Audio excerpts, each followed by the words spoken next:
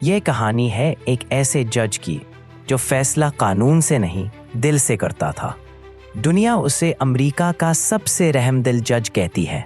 नाम है Frank Caprio. यह अदालत दूसरी अदालतों जैसी नहीं थी। यहाँ सजाओं की बजाय मुस्कुराहटें बढ़ती थीं, मायूसी के बजाय उम्मीद मिलती थी और खौफ के बजाय इंसानियत जिंदा होती थी। ये कहानी एक छोटे से घर की दहलीज से आगाज पजीर हुई थी, जहाँ एक मेहनतकश बाप सुबह सवेरे दूध की गाड़ी चलाता था ताकि अपने बेटे को तालीम दे सके। बाप की नसीहत थी, बेटा कानून को मत देखो, इंसान को देखो, लोगों के जूतों में चलने की कोशिश करो, फिर फैसला देना। यही सबक फ्रैंक के दिल में हमेशा के लिए नक्श हो गया। सालों की मेहनत के बाद जब वो जज बने तो उन्होंने अदालत को सजा देने की जगह नहीं रहने दिया। एक दिन एक औरत नन्हे बच्चे के साथ आई। उस पर जुर्माना था मगर पास पैसे न थे।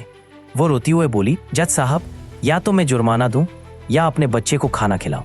ये वो लम्हा था जहां फ्रैंक ने कहा, मैं तुम्हें मुआफ करता हूं, लेकिन वादा करो अपने बच्चे को अच्छी जिंदगी दोगी। उस औरत की आंखों में शुक्रगुजारी के आंसू थे और वो लम्हा दुनिया भर में वायरल हो गया। फ्रैंक ने हजारों फैसले किए, लेकिन सबसे बड़ा फैसला यह था कि अदालत को इंसानियत से जोड़ दिया। उसने दुनिया को दिखाया, इंसाफ सिर्फ सजा नहीं होता, असल इंसाफ वो है जो जख्मों पर मरहम रखे और किसी इंसान को बेहतर इंसान बनने का मौका दे।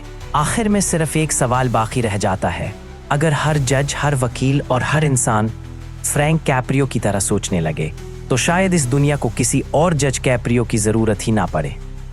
हमें तो जज फ्रैंक के फैसले जबरदस्त लगे, लेकिन आपको कौन सा सबसे ज्यादा पसंद आया? कमेंट्स में जरूर बताएं।